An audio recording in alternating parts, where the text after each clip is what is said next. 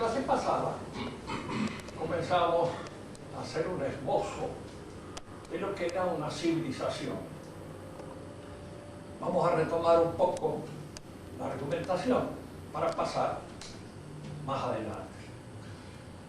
La civilización habíamos llegado a la convicción de que es una sociedad de hombres que puede tener un estado o muchos estados, es decir, un pueblo o muchos pueblos. La civilización hebrea antigua testamentaria tiene un solo pueblo, el pueblo de Israel. Ese es lo que constituye la masa material de la civilización hebrea. La civilización greco-latina, griega en primer lugar, concluye muchos pueblos, muchas ciudades. No son los estados griegos como los nuestros, porque simplemente son especies de municipios, pero son municipios que integran toda la vida política del país. Y hay muchas ciudades griegas que constituyen la civilización griega. La civilización a la que nosotros pertenecemos también está compuesta por muchas naciones, diferentes naciones. Inglaterra, Francia, España, Portugal, Italia, Alemania, Inglaterra, Suecia, Noruega, Polonia, Hungría, Rumania, etcétera, son miembros vivos de esa civilización. De manera que la civilización no se agota siempre en un solo pueblo o en una sola nación. Jamás. ¿Y qué es lo que estos distintos pueblos tienen de común para poder hablar refiriéndonos a ellos como pertenecientes a una sola civilización? Tienen de común el carácter, la naturaleza de sus actividades espirituales. Hay en ello algo de común en la ciencia. La ciencia es un hecho que está constituido por todas estas naciones, colaborados por todas ellas, y existe más o menos con discrepancias académicas de cierta importancia, pero no fundamentales, una idea de lo que es la ciencia más o menos común a todos estos pueblos, una idea de lo que es la política más o menos común a todos estos pueblos, una idea de lo que es el arte. Ustedes piensan en el arte gótico, llamado así no sé por qué. Algunos vienen, lo hacen depender como si fuera de origen germánico. No fue de origen germánico, nace en Francia. Algunos dicen que es art gothique, es decir, argótico, quiere decir que es un lenguaje esotérico, un lenguaje escondido, secreto, que es precisamente el lenguaje de los arquitectos en aquella época. Hay aquí algunas cosas un poco misteriosas, discutibles, pero no se olviden que la masonería nace de los arquitectos, en alguna medida, y el antecedente más remoto de la masonería son las cofradías de arquitectos en Europa, que se transmitían sus secretos arquitectónicos a través de ellos, manteniendo entre ellos un cierto lenguaje científico típico del oficio, típico de la profesión. El arte gótico, decimos nosotros, nace en Francia, pero se extiende por toda Europa. Está en España, está en Inglaterra, está en Alemania, está en Polonia, está en Hungría, está en Italia, todas partes. Y en general las nociones del arte son, en todas estas naciones, más o menos similares, más o menos parecidas. Lo que decimos de la ciencia, decimos del arte, decimos de la política y decimos también, diríamos así, de la economía. Ya vamos a ver cómo este parentesco es mucho más fundamental de lo que a primera vista parece. Es mucho más importante, está intrínsecamente mucho más, diríamos así, connaturalizado entre todos estos pueblos que lo que parece simplemente. Ya lo vamos a ver en el desarrollo de nuestra argumentación con respecto al papel que desempeña la religión en la formación de una civilización. Hay entonces un estilo en las actividades espirituales que una civilización tiene de común. Pensemos, por ejemplo, ya que tenemos como comparación, nosotros hemos heredado muchas de estas actividades espirituales de la civilización greco-latina. Somos en alguna medida herederos de Grecia y de la latinidad.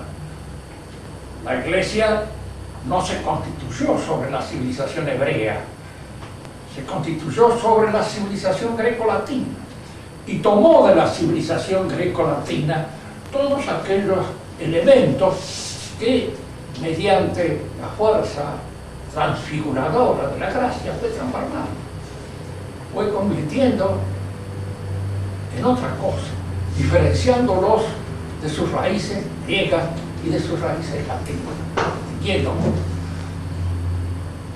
Si nosotros comparamos estas dos civilizaciones que tenemos en este momento ante la vista, la nuestra, a la que hemos llamado latina, siguiendo las indicaciones de Félix Konechny, pero que podría usarse otro nombre más adecuado también, no es cuestión de aceptarlo dogmáticamente, porque no es dogma de fe, puede discutir. Tal vez se podría llamar de otra manera. Occidental no me parece lo más acertado, latino me parece más acertado. ¿Por qué? Porque todos estos pueblos, todas estas naciones, a pesar de las diferencias de idiomas que hay entre ellos, se han constituido, incluso la sintaxis de sus propios idiomas se ha hecho sobre la sintaxis latina. Y la sintaxis es el pensamiento, no son las palabras. La sintaxis es lo que organiza el pensamiento. Y lo que organiza el pensamiento de todos estos pueblos fue el latín. Yo lo diré nunca, incluso los grandes filósofos alemanes, antes de escribir en alemán, escribieron en latín. Leibniz escribía en latín, y Kant mismo hizo sus tesis en latín, de manera tal que estaban formados mentalmente por el latín. Y el latín era el idioma que configuró este pensamiento. Por eso esta palabra latina es más denotativa que la palabra occidental, que se refiere a un occidente geográfico, nada más. No es intrínsecamente denotativa. Si nosotros comparamos a la simple ojeada, la civilización nuestra, a la que llamaremos latina por comodidad, con la civilización hebrea, notaremos una diferencia fundamental y esencial. La civilización hebrea es una civilización en que todas las actividades del espíritu, el arte, la política, la economía y la ciencia están dependiendo de la religión. Están intrínsecamente, diríamos, perfeccionadas, o a veces no, por criterios de tipo religioso. Ya vamos a ver cómo, si bien el pensamiento religioso tiene en todas las actividades del espíritu de nuestra civilización una influencia transfiguradora, hay una cierta libertad en el ejercicio de estas actividades que permite una mayor habilidad en la ejecución de estos trabajos. Dicho de otra manera, la Iglesia nunca impuso una determinada forma política. Hay formas políticas que responden más al derecho natural. Y la Iglesia sigue en este sentido aquella frase fundamental que nunca debemos olvidar cuando queremos entender el cristianismo. La gracia non tollit natura. La gracia no borra la naturaleza, la rehace intrínsecamente. Es decir, la gracia entra, y vamos a ver qué es la gracia, fundamentalmente, para determinar la verdad de una religión. Cosas de las que hoy se han olvidado, papas, todos los hombres que representan la Iglesia, se olvidan de eso. Hablan de la pluralidad de religiones. De hecho, en las otras religiones no hablan jamás de que ellos formalmente estén constituidos por la gracia. Pero no nos adelantemos. La civilización hebrea es una civilización fundamentalmente sacral. Todos los criterios que guían las actividades del espíritu en la civilización antiguo testamentaria están hechos, impresos, formados por criterios de tipo religioso. Lo vemos que el arte, entre los antiguos hebreos, los israelitas, es arte sagrado. Y nada más, no hay arte profano. El arte son los himnos religiosos, son los cánticos, son el templo, que está determinado incluso por una serie de medidas claramente, diríamos, anunciadas en las páginas del Antiguo Testamento. La política es teocrática. Fíjense que acá es un concepto no hace muchos años. Yo en esto fácilmente me voy, la edad de ustedes desaparece en un momento determinado y para mí es ayer. Es decir, 20 años, 30 años, nada, apareció un libro que se llamó La teocracia medieval en Francia. Un libro muy bueno, de Paco. En nuestra civilización nunca hubo teocracia. ¿Qué es la teocracia? La teocracia es el gobierno de Dios directamente a través de su profeta. Dios es el que le indique y le señala a Moisés las medidas que hay que tomar, y a Josué, y a sus continuadores, hasta Saúl. Es decir, cuando se llega a Saúl es cuando los israelitas pidieron tener un reino, independientemente de lo que podríamos llamar esta influencia directa de Dios en el gobierno, tener un reino como los demás pueblos. Y entonces Dios le hace decir al profeta que le diga así: le vamos a dar al reino, que tengan ustedes las consecuencias de lo que va a suceder, pero nosotros le vamos a conceder lo que ustedes piden. El gobierno directo de Dios, esa es una teocracia. En esta sociedad no lo hubo nunca. Si alguien me dice, ¿qué me dice usted de los estados vaticanos? El gobierno de curas, pero no de Dios. Los curas no eran profetas, eran curas. Decían nombres que actuaban, diríamos, en política de una manera tan libre como la podía actuar cualquier otro político. De manera que un buen cristiano, como puede ser Dante Alighieri, que lo es, estaba en contra del gobierno de la Iglesia en toda esta parte de Roma. Nunca jamás a la Iglesia se le ocurrió excomulgarlo por eso. Un papa que lo excomulgó, pero la excomunión de ese papa no sirvió para nada en absoluto. Que Dante sigue siendo el gran poeta cristiano de toda la época medieval.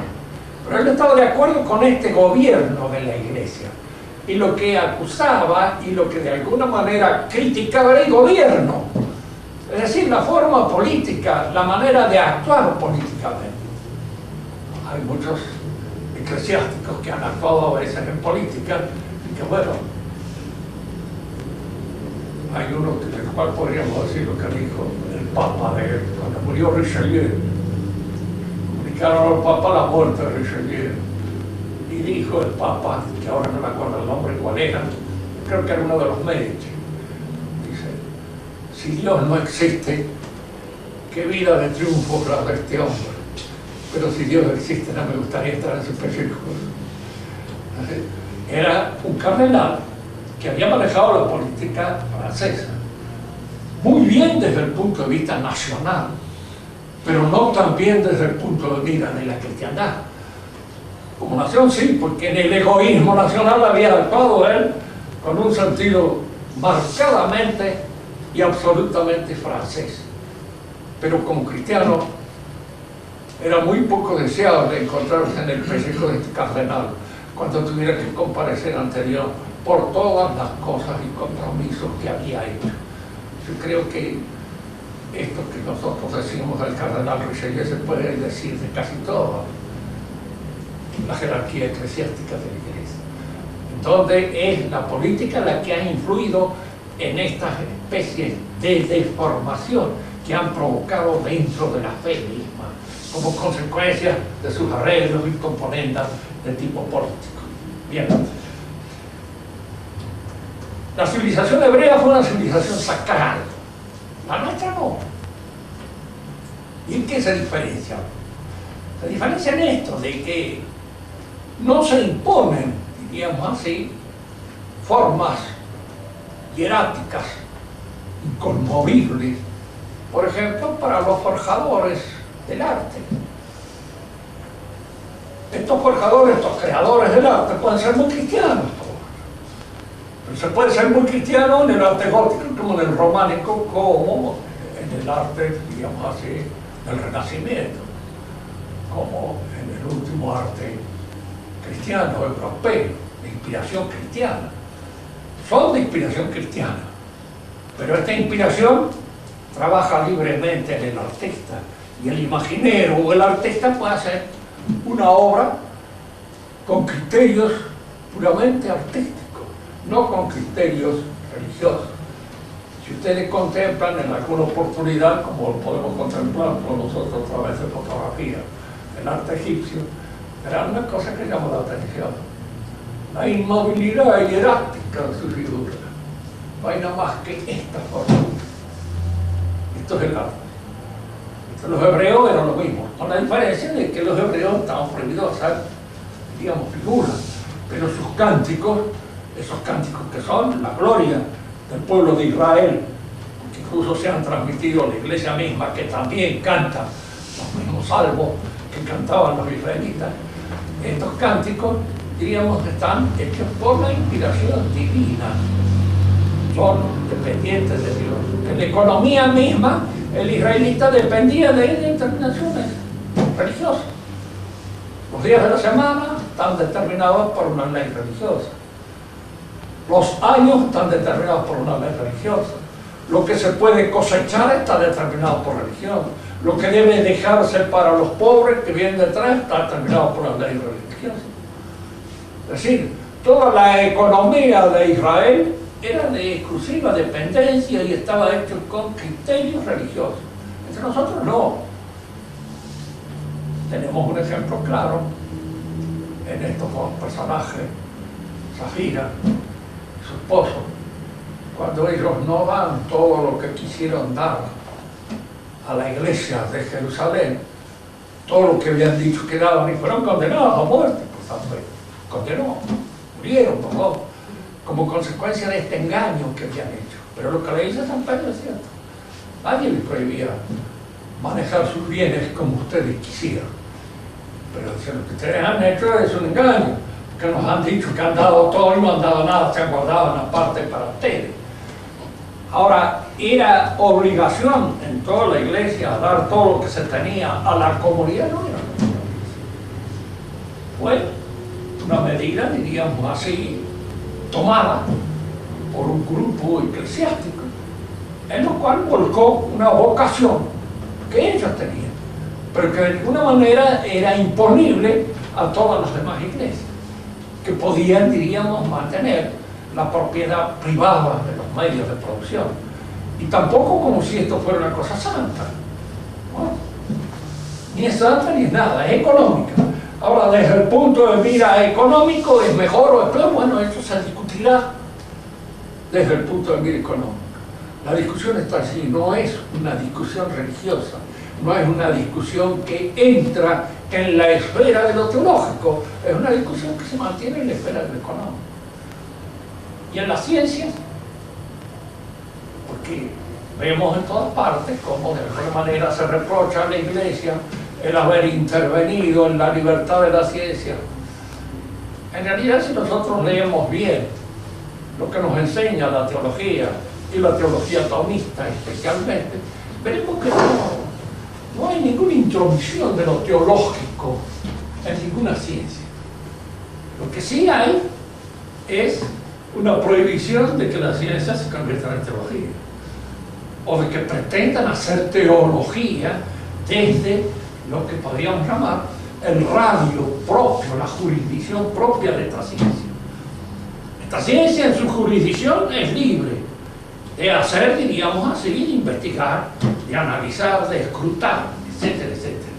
pero no es libre de intervenir en otra jurisdicción que no sea la propia. Digamos, por ejemplo, ¿se puede probar matemáticamente la existencia de Dios? Es un absurdo. ¿Por qué? Porque Dios no es un ente matemático. Y no se puede probar con argumentaciones de tipo matemático algo que escapa a la jurisdicción de la matemática. Se puede probar biológicamente la existencia de Dios, otro absurdo. ¿Por qué? Porque tampoco Dios es un animal, nada zoológico, nada que pueda ser probado por un criterio fundado en el estudio de esta jurisdicción. Cuando se mezcla la teología con la evolución, Padre Sagliar de Sardán y otros continuadores del Padre Sagliar de Sardán, claro, se está haciendo un abuso, una intromisión, un abuso, y el que mejor lo ha hecho fue precisamente Bergson, que no era cristiano, era judío. Él lo hizo bien, hizo una metafísica biológica. Y la metafísica biológica de Bergson adolece precisamente de esta biología, que es el que se le reprochó siempre, de haber introducido en el orden metafísico una noción que es propia del orden biológico, pero no del orden metafísico. Lo metafísico hay que proceder con otros criterios porque se está en otra jurisdicción distinta a esta jurisdicción. ¿Y quién es el que en un momento determinado señala la jurisdicción? ¿Quién le corresponde señalar las jurisdicciones de cada una de las ciencias? No, esta es una cuestión filosófico-teológica, que claro, está reservada a los teólogos, filósofos. Son buenos. Indicar cuál es la jurisdicción y cuál es el campo propio de cada una de estas ciencias que se dicen. En el orden político hemos visto, hay indudablemente ciertas formas políticas que la Iglesia ha sostenido con mayor énfasis que otras. No olvidemos que en la Edad Media hay reinos, hay repúblicas, hay muchas repúblicas. Estas repúblicas son tan cristianas como los reinos, en donde hay una aristocracia, etc. Y unas formas propias de organizar la convivencia política que está abandonada, negada a los criterios políticos. Y no hay una inmisión permanente del papado en la organización de estos criterios. Son propios de ellos. La ciencia opera en cada una de las jurisdicciones con la libertad propia de la ciencia. Pero claro, es ahí donde uno dice, bueno, muy bien, ¿sí? Hasta aquí llega el conocimiento. Más de aquí para allá ya son conjeturas. Usted entra en el terreno de lo conjetural y ya ahí no hay conocimiento propiamente. Piensen ustedes en el evolucionismo, por ejemplo, que a veces se da como un dogma de fe laicista. Y no hay ninguna comprobación efectiva, real, concluyente, de que de una especie determinada pueda surgir otra superior. Lo que sí suele surgir en unas especies son ciertos retrocesos que se dan. Entre los hombres puede surgir un imbécil, pero algo más que un hombre no. Surge un imbécil, sí, porque menos se da. De lo más puede venir lo menos, pero de lo menos no puede venir lo más nunca. Ese es un principio teológico y sobre todo metafísico que hay que mantener siempre en vista y que es, curiosamente, lo que hace a la sabiduría de todo este mundo revolucionario, que es el que nos ha formado a nosotros. El pueblo no surge, no surge de este, de aquel, del otro. Esta gente que piensa. El pueblo no existe como una entidad así mítica. No existe. Existimos nosotros. Nosotros somos el pueblo. Esto es lo que es. Cada uno de nosotros tiene su voluntad y su inteligencia. No podemos hablar de la inteligencia del pueblo, de la voluntad del pueblo, porque estamos cayendo en una serie de tonterías que no tienen pie ni cabeza y que son pura conversación, pura charla, pura verbosidad y ninguna realidad. Nuestra civilización entonces no es una civilización sacral como la hebrea. La hebrea sí, fue una civilización sacral. Pero nuestra civilización, aquella a la cual pertenecemos, y que surge precisamente con la constitución de la Iglesia y se organiza en torno a la Iglesia, se hace y se funda sobre la greco-latina, no sobre la hebrea. ¿Y por qué se hizo sobre la greco-latina y no sobre? ¿Por qué Dios eligió una virgen hebrea y no eligió una virgen alemana y nazista para ser la madre de Cristo? La encarnación tiene que hacerse en otro lado. La selección de la Virgen está librada a la libertad divina. Es Él quien elige. Si ha elegido a este pueblo, bien ha elegido a ese pueblo. Fíjese que generalmente cuando se elige a un pueblo para una determinada función, al mismo tiempo que se le da una gran prerrogativa, se lo carga con un peso que Dios me libre después para sostener. ¿Por qué? Porque así al pueblo hebreo se lo eligió entre todos los demás pueblos. Cuando vino el Mesías, la mayor parte del pueblo organizado con sus jefes no lo reconoció. ¿Y por qué no lo reconoció? Porque él no fundó la iglesia sobre el pueblo. La fundó sobre Juan, Andrés, Simón, Pedro, etcétera, etcétera. Los llamó cada uno. Y sobre cada uno de ellos personalmente hizo la fundación de la iglesia y no tuvo en cuenta al Pedro, tanto que en alguna oportunidad el mismo Señor lo dice, se podría hacer nacer en las piedras hijos de Abraham y de Moisés, no diciendo no importa ser hijo de Abraham o de Moisés, ya me interesa más. Entonces acabó, el pueblo ha cumplido con su misión dando nacimiento al Mesías, y el Mesías nace de una virgen hebrea. La pregunta que a veces suele hacer uno con ese anti-hebraísmo imbécil. Hoy dentro de la iglesia se combate a veces el antisemitismo de una manera que resulta absurda también. Pero el antisemitismo es absurdo también. No se puede ser antisemita. Fíjese, ¿qué quiere decir antisemita? Ser enemigo de todos los descendientes de Sem. ¿Qué no sé yo quiénes son todos los descendientes de Sem? En primer lugar, si soy enemigo de toda la gente que habla en alguna medida un idioma semítico, soy enemigo de los árabes, soy enemigo de los judíos, soy enemigo de los coptos, soy enemigo de los babilónicos, soy enemigo... Muchos enemigos se cargan arriba de uno inútilmente, imbécilmente. Diríamos así que todos todos estos prejuicios son absurdos, ¿no? Hay que combatirlos en uno. Hay que combatirlos y decir las cosas como son. Este hombre, judío, hebreo, de raza, puede ser un buen hombre. Pero no olvidemos esto que decía Cicerón, tenía razón. Senatori virigoni, senatus bestia. Cada uno de los senadores puede ser un buen muchacho, pero el senado es una bestia. Y aquí nosotros nos encontramos también de alguna manera frente a esto que constituye el labi, que es peligroso. Peligroso. Diríamos, entre los católicos hay un labi en la actualidad también. Tan peligroso como cualquier otro labi.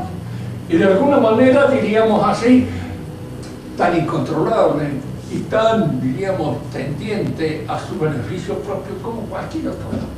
Tienen confianza en todos los lados. Entremos ahora en el otro terreno para dejarlo planteado. ¿Qué es la religión?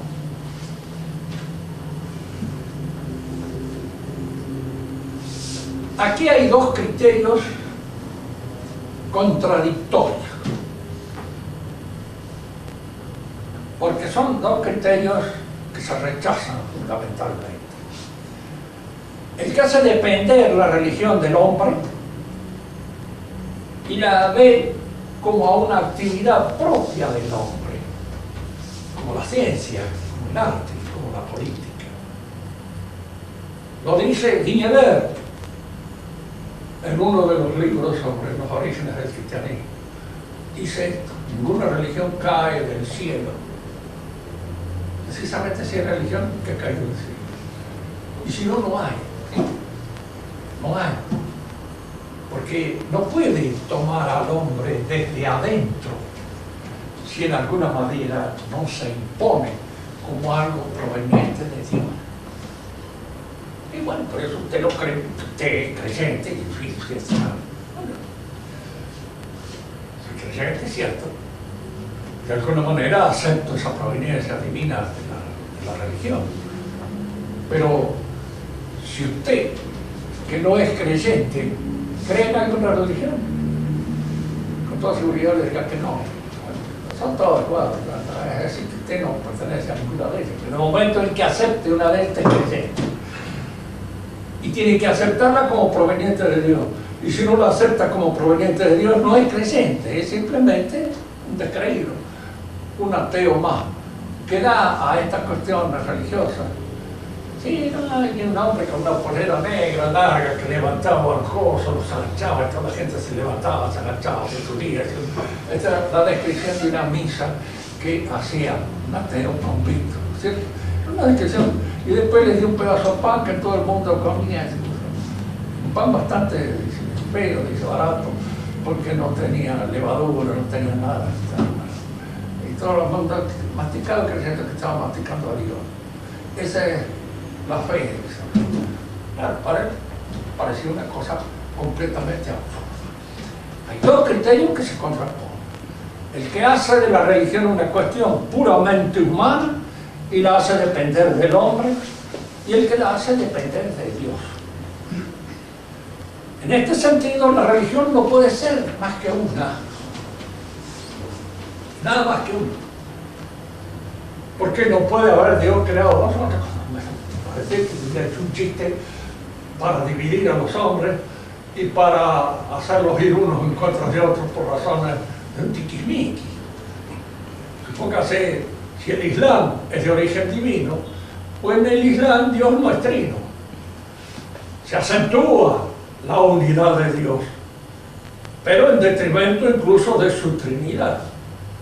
Y no hablamos de todas las demás cosas, porque en el Islam lo que hay de religión, y hay algo, proviene del Antiguo Testamento. Y allí es donde nosotros adherimos a esta interpretación que ha hecho el padre Gabriel Teri con respecto a los orígenes del Corán. Él dice que el Corán ha sido hecho indudablemente por un judío, no por Mahoma. Nos descarta Mahoma. ¿Por qué? Porque de acuerdo con la tradición mahometana, Mahoma era analfabeto. Y el que ha escrito el Corán no era analfabeto. Era un hombre que conocía muy bien la Sagrada Escritura, conocía el Talmud y conocía algunos evangelios apócrifos. ¿Cuál era el objetivo de este judío al formar la cabeza de Mahoma y convertirlo en un profeta para los árabes?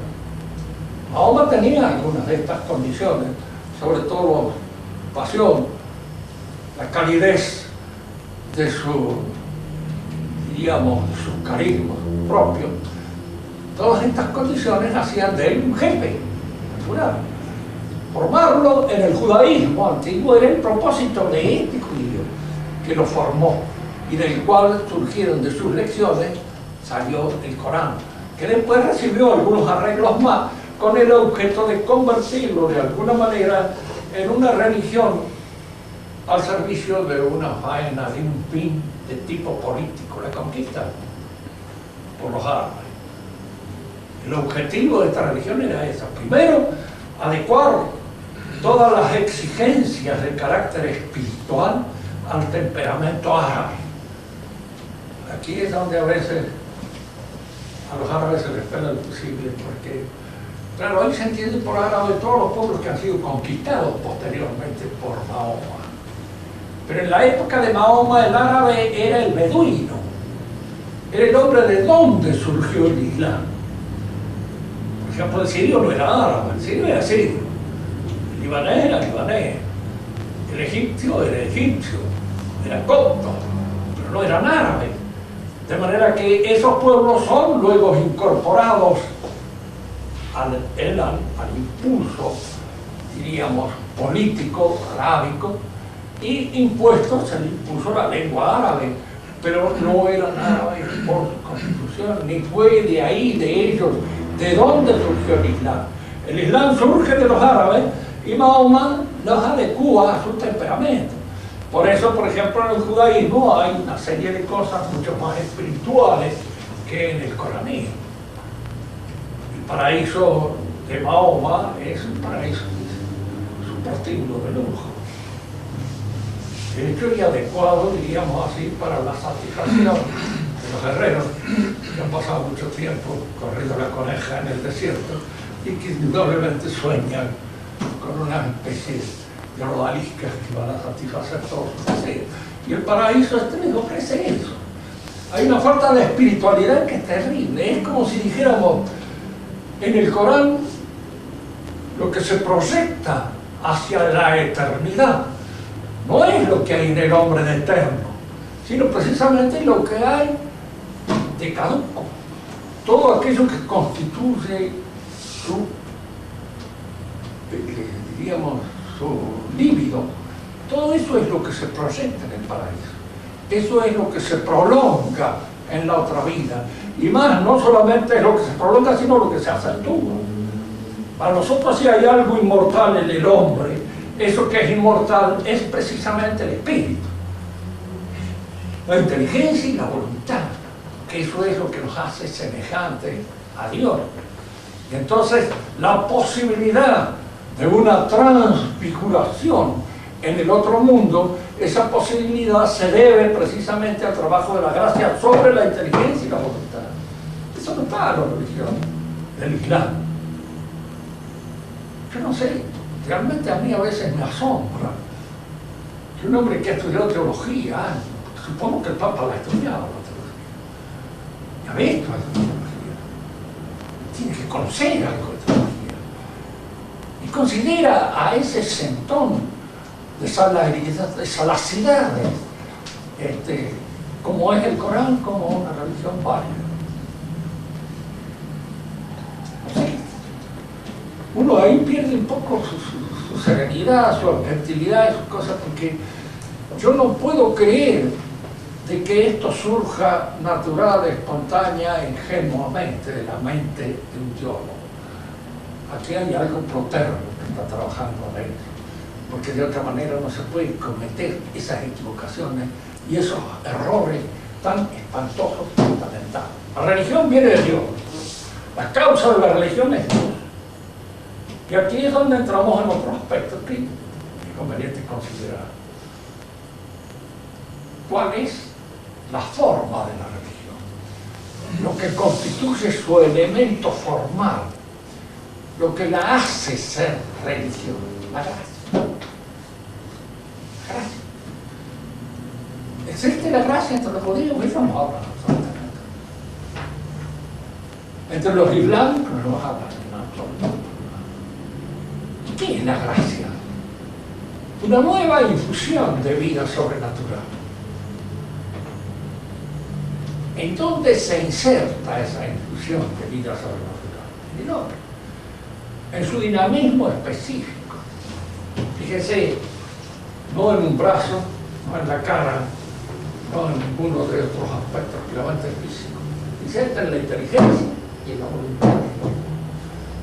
La inteligencia por la fe y la voluntad por la esperanza.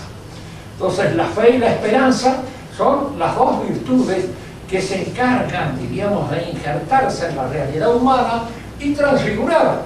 En primer lugar la inteligencia y en segundo lugar el querer, la voluntad. Y esa transfiguración, ese cambio, esa modificación de la naturaleza por el injerto de la gracia, eso es lo que constituye formalmente a la religión. Eso es lo que da la religión cristiana, no la da las otras. ¿Por qué? Porque las otras religiones se ocurren semejantes cosas. Porque están preparadas con otro objetivo y con otro propósito. La árabe para conquistar el mundo.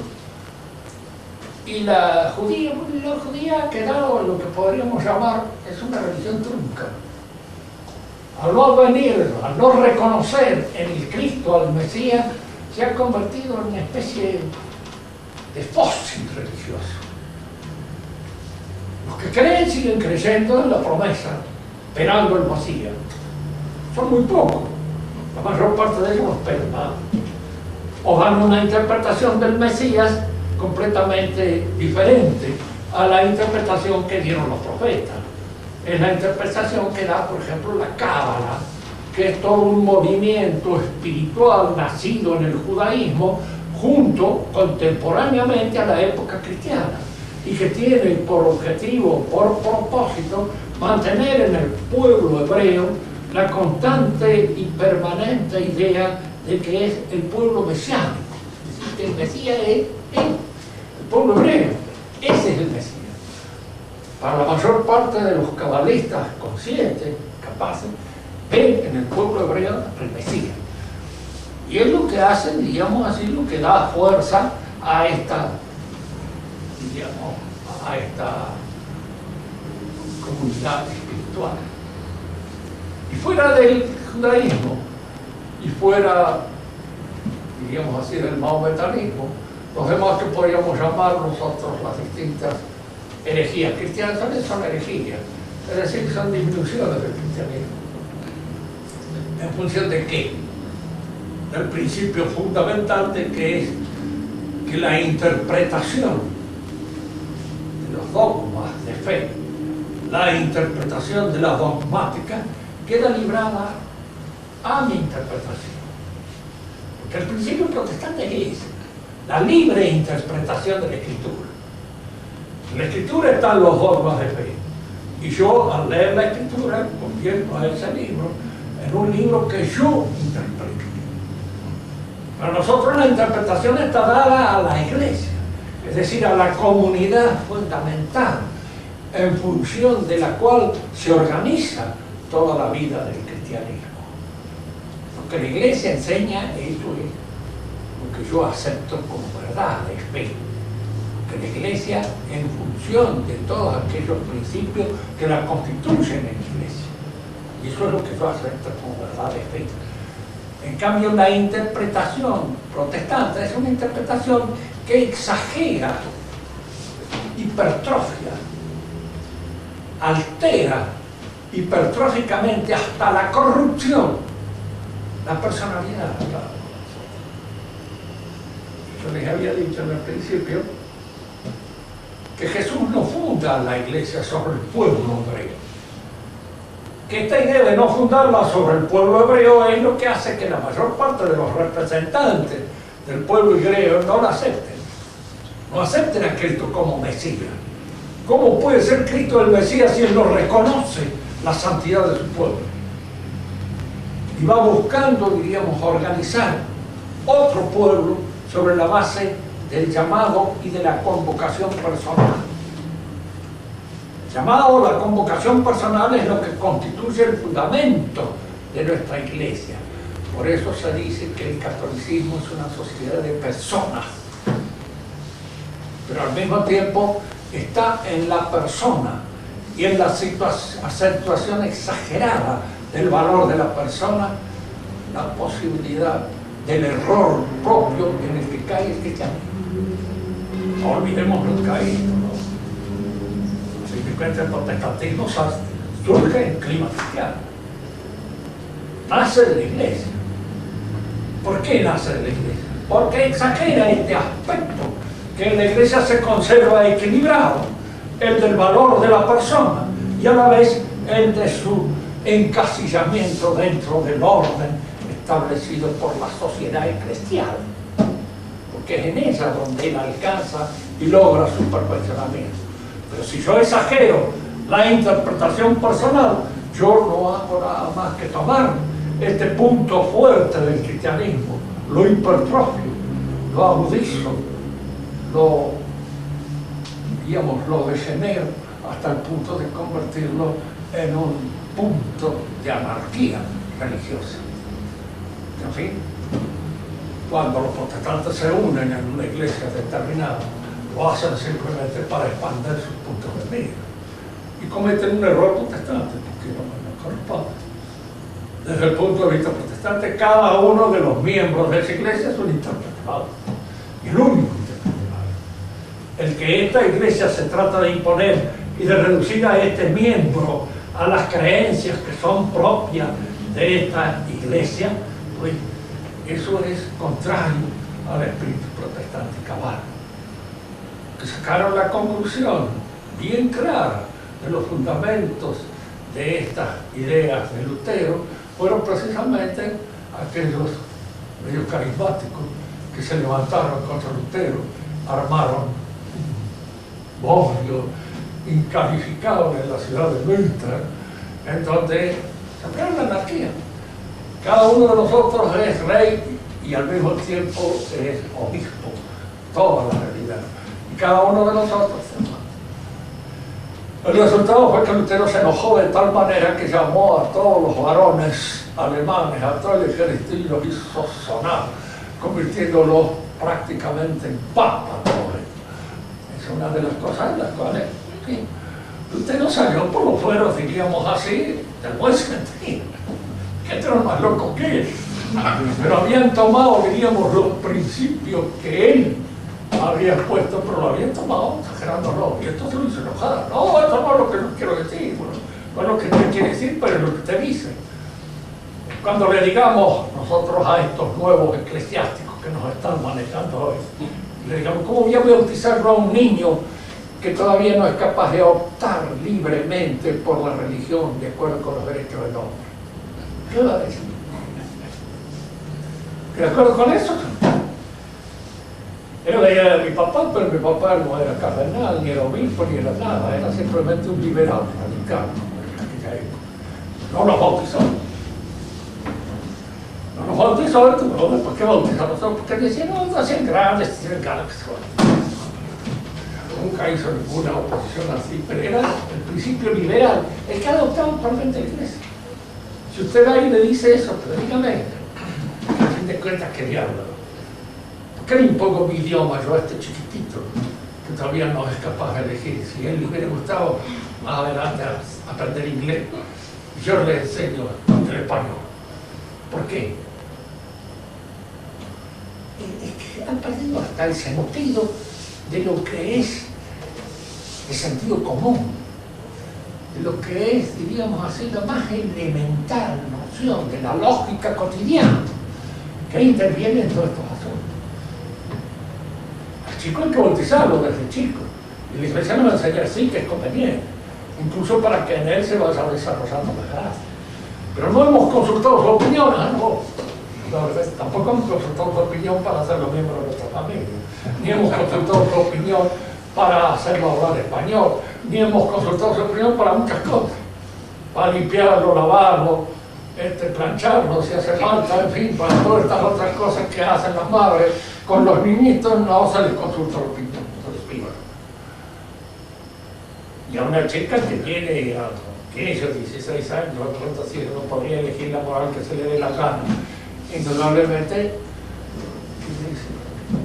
la moral es una. Es esta que te hemos enseñado.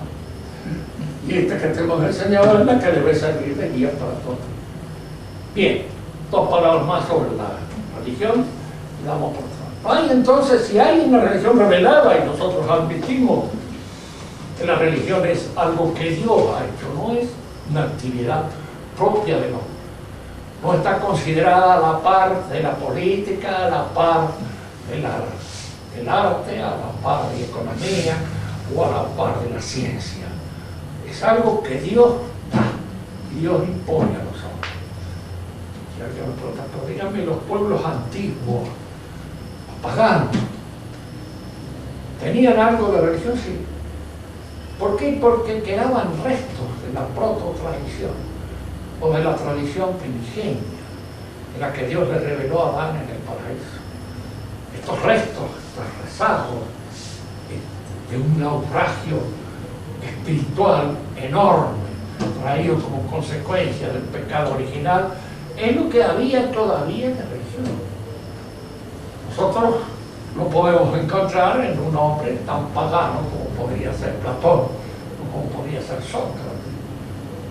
Sócrates creía que él tenía que comportarse de cierta manera porque después tenía que dar cuenta de su comportamiento ante los dioses que lo iban a recibir en el otro mundo. Creía en eso. Y eso es un aspecto de religión, mal interpretado, en cierto modo diríamos así, abusivamente interpretado por los poetas, pero que en alguna medida encontramos en él un resto, un fósil auténtico. Por eso cuando se estudian los mitos, hay dos criterios que es conveniente tener para un estudio bueno, claro, de lo que son los mitos paganos.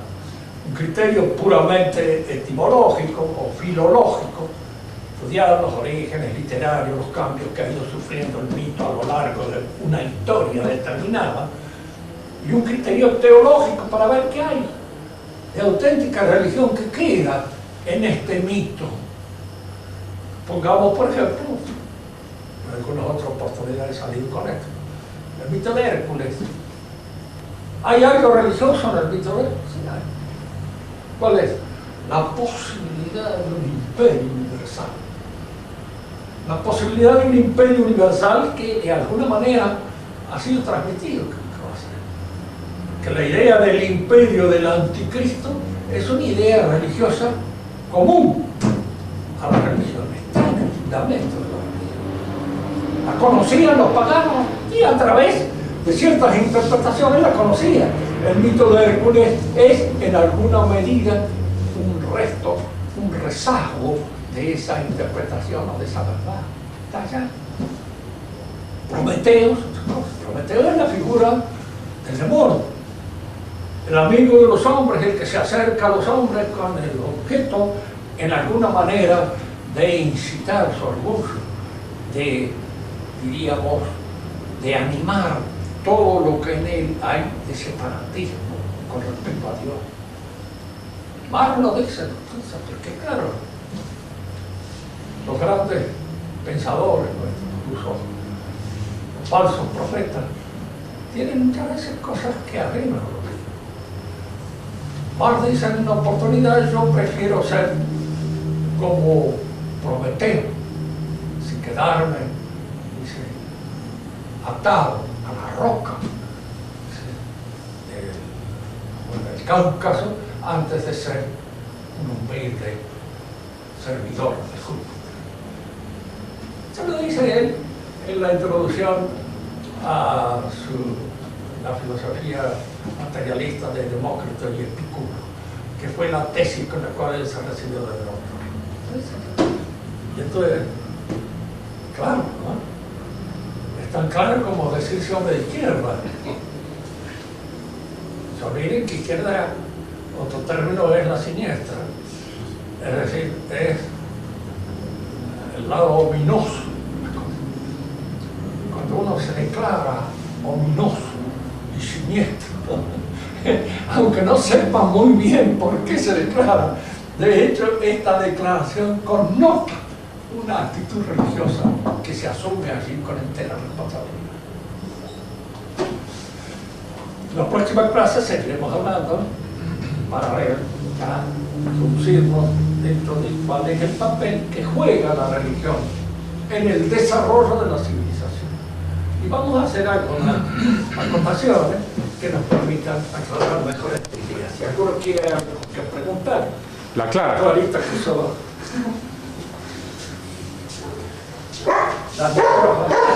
Profesor, acá. ¿Qué es aquello protervo que está en los señores eclesiásticos que, digamos, siendo como debían ser buenos teólogos, terminan diciendo, hablando de la santidad del Corán?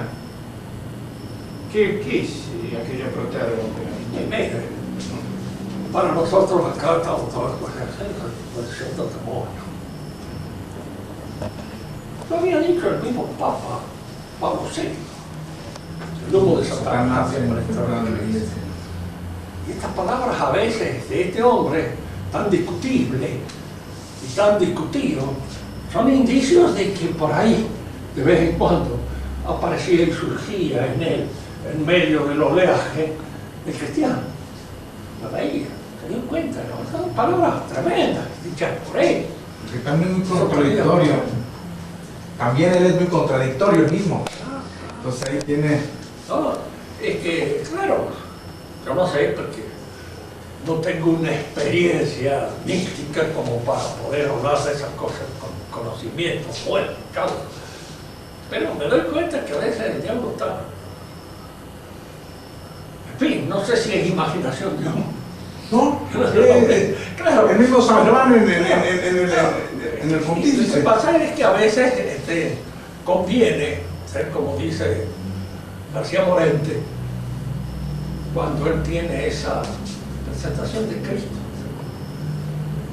Dice, no sé, dice, yo sentí que estaba allá, sentí que me sostenía en el aire incluso. Sentí, dice, que no me habló, no he tocado nada, no he tenido ninguna alucinación en los sentidos, pero él estaba allá. Que esto sea una alucinación mía. Ustedes dirán, pero él estaba ahí desde ese momento, mi vida es otra y se transforma en otra cosa. Y ese es el hecho. Muchas veces estas experiencias místicas se dan. Y se dan de una manera cuando uno tiene la convicción profunda y a veces se ríe. Se ríe porque una vez vi uno de mis chicos había atravesado la plaza y en un banco de la plaza había un personaje que lo miró y se rió. Pero un susto tremendo, y no hay el hombre de asustarse. Pero él vio en la cara, ¿sí? Al demonio. Le digo, yo debe haber sido un maricón, que tiene un cara de demonio en un momento determinado. Pero esa era la interpretación racionalista. Qué sé yo. Pero a veces los maricas se aumentan, porque a veces tienen una deformación de la facción, de tal modo que impresiona, da miedo.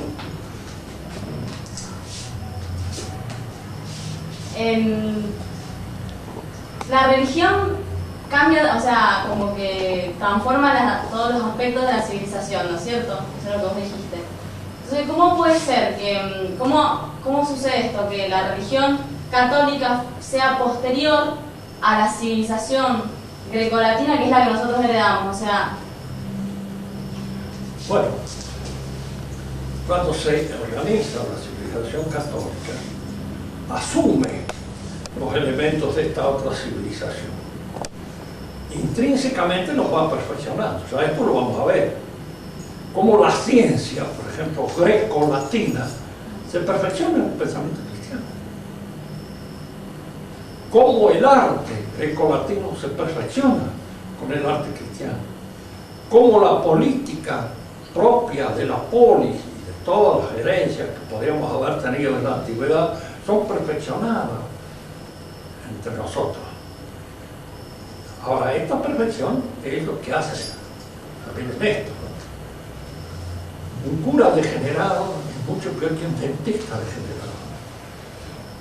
Un dentista tarado es un dentista complicado. Pero en el cura esta degeneración es mucho más completa, acabada, más deforme, más horrorosa, porque nosotros vemos así la presencia diabólica de las cosas. También en nuestra civilización hay ciertas cosas que alcanzan una plenitud y una perfección que no tuvieron nunca antes.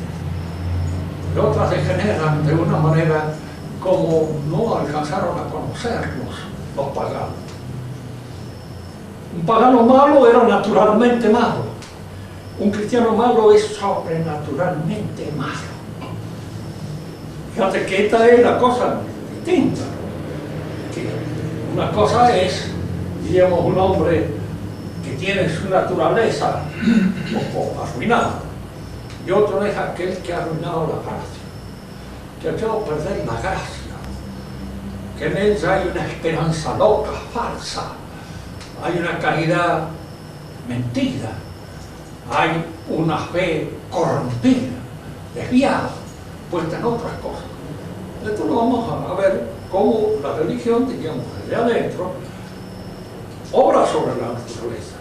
Pero nuestra naturaleza sigue siendo una naturaleza caída y de alguna manera puede recibir fructuosamente la gracia y puede recibirla infructuosamente, corromper intrínsecamente los elementos que se reciben de esa gracia. Esto lo vamos a analizar despacito, pero es así. Diríamos así, es un cristiano pervertido es peor que un pagano pervertido. Porque uno va a los paganos porque es rico. En de cuenta lo que le atribuimos son cosas a veces, pecados que están en la fragilidad de la naturaleza. Pero nosotros, por ejemplo, la revolución es toda una tergiversación de las verdades cristianas. Es una corrupción de la verdad cristiana. Y eso es mucho más grave de lo que pudieron haber cometido todos. La revolución no la conocieron los paganos. Se conoce en clima cristiano, como el protestantismo. Esta gente quiere abrazar. Fíjense que hay acá una verdad de lo que ellos dicen. No hay que despreciar ni al judío, ni hay que despreciar al musulmán, ni hay que despreciar como hombre. Son reconquistables. Y en la medida en que son reconquistables, merecen nuestra atención. Y que nosotros le ofrezcamos aquello que es la verdad. Pero no es caritativo y es una corrupción de la caridad el ofrecerle una mentira más. De los que tienen eso, le ofrecemos la mentira en un catolicismo echado a perder, arruinado, convertido en una basura, una porquería. Entonces usted, en vez de convertirlos al catolicismo, ¿a qué los está convirtiendo? ¿A qué basura ecuménica los está convirtiendo? Ofrézcale lo que es. Hay una verdad en esto, de que no hay que despreciar a los hombres. Nosotros no sabemos a quiénes salvará Dios o quiénes condenará. No lo sabemos. Todos los judíos se van al infierno. Yo creo que no. Que no sea así. Todos los musulmanes se van al infierno también, espero que no. Pero aquello está en la misericordia de Dios. No se salvan por ser musulmanes ni se salvan por ser judíos. Se salvan porque Dios quiere que se salven. Y en alguna medida lo quiere por alguna razón que justifica su selección. Aunque de esto no sabemos nada, sino el misterio de las otras cosas. Nuestro conocimiento es muy escaso. ¿No es cierto? Muy bien.